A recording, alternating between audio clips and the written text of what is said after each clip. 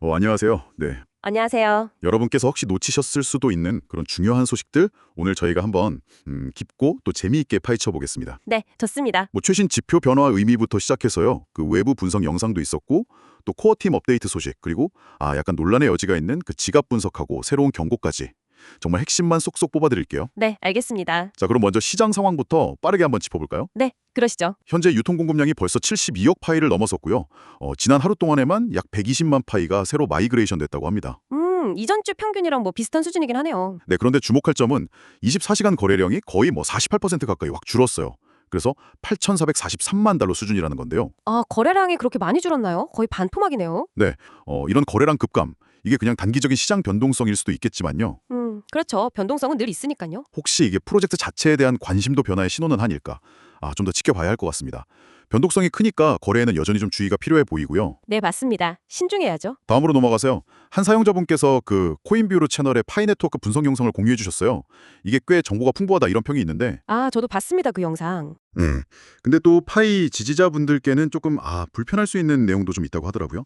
그래도 균형 잡힌 시각을 위해서 한번 살펴볼 가치는 있겠죠. 네, 그렇죠. 한번 검토해 봤는데요. 뭐 전반적으로 긍정적인 면, 또 비판적인 면, 이걸 모두 다루려고 노력한 흔적은 보입니다. 객관적이려고 했다. 네, 다만 그 영상에서 파이 재단 관련 지갑들이 있잖아요.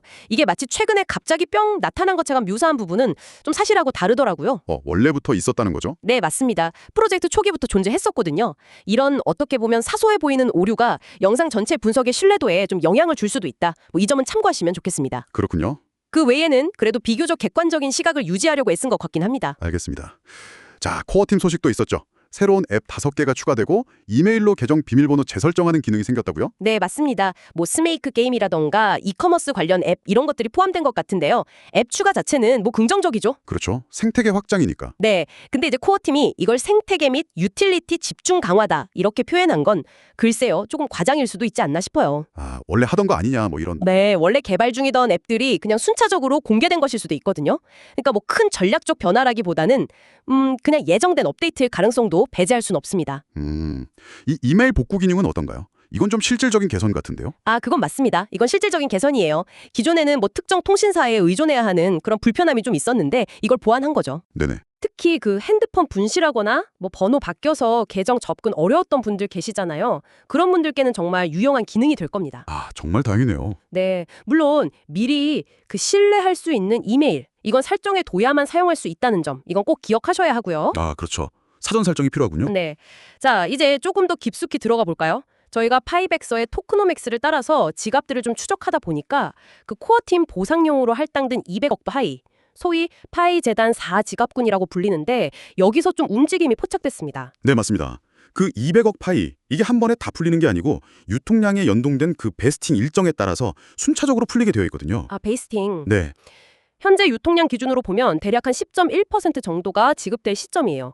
그런데 실제로 관련 지갑들에서 오픈 메인넷 이후에 약 20억 3천만 파이, 그러니까 전체의 딱 10.15% 정도가 인출된 것이 확인됐습니다. 와, 거의 정확히 일치하네요. 베스팅 일정이랑. 네, 그렇죠. 베스팅 일정과는 거의 뭐 정확하게 일치하는 물량입니다. 그럼 문제는 없는 거 아닌가요? 문제는 지금부터죠. 이 막대한 양의 파이가 그럼 어디로 갔고 어떤 목적으로 쓰였는지 이걸 코어팀이 투명하게 밝히질 않고 있다는 점입니다.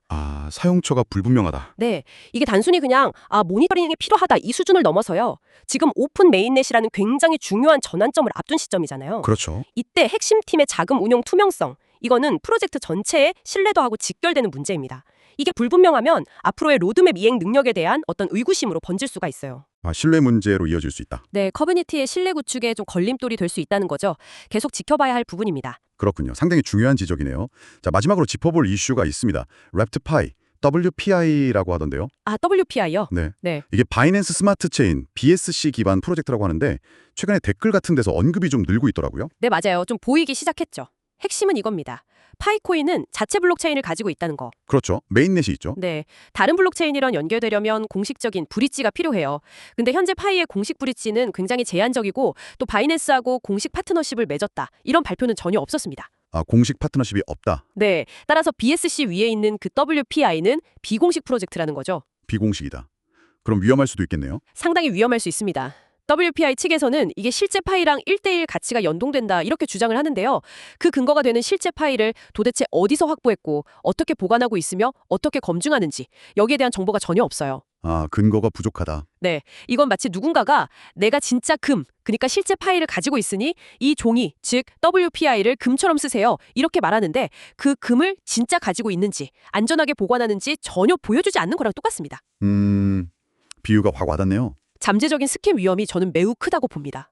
그러니까 명확하고 검증된 정보가 나오기 전까지는 그냥 절대적으로 거리를 두시는 게 현명합니다. 각별히 주의하셔야 해요. 네, 정말 중요한 경고 같습니다. WPI는 주의해야겠네요. 자, 오늘 이렇게 살펴본 것처럼 파이 네트워크는 새로운 기능을 추가하면서 계속 움직이고 있습니다. 하지만 동시에 코어팀 보상자금 사용처 같은 투명성 문제나 또 WPI 같은 외부 위험 요소도 분명히 존재하는 것 같습니다. 맞습니다. 특히 파이 네트워크처럼 아직 이렇게 발전 중인 프로젝트에서는요, 정보를 좀 비판적으로 받아들이고 최신 소식을 꾸준히 확인하는 자세가 정말 중요합니다. 결국 여러분의 자산과 시간은 스스로 지켜야 하니까요. 네, 스스로 지켜야죠. 마지막으로 여러분께 질문 하나 던져보겠습니다. 코어팀 보상 파이 이동이 백서의 베스팅 일정과 일치한다고는 하지만 오픈 메인넷이라는 큰 변화를 앞둔 지금 사용자로서 우리는 코어팀에게 어느 정도 수준의 투명성을 기대하고 또 요구해야 할까요? 단순히 일정에 맞다는 그 설명만으로 충분할까요? 이 질문에 대해서 한번 깊이 생각해 보시면 좋겠습니다.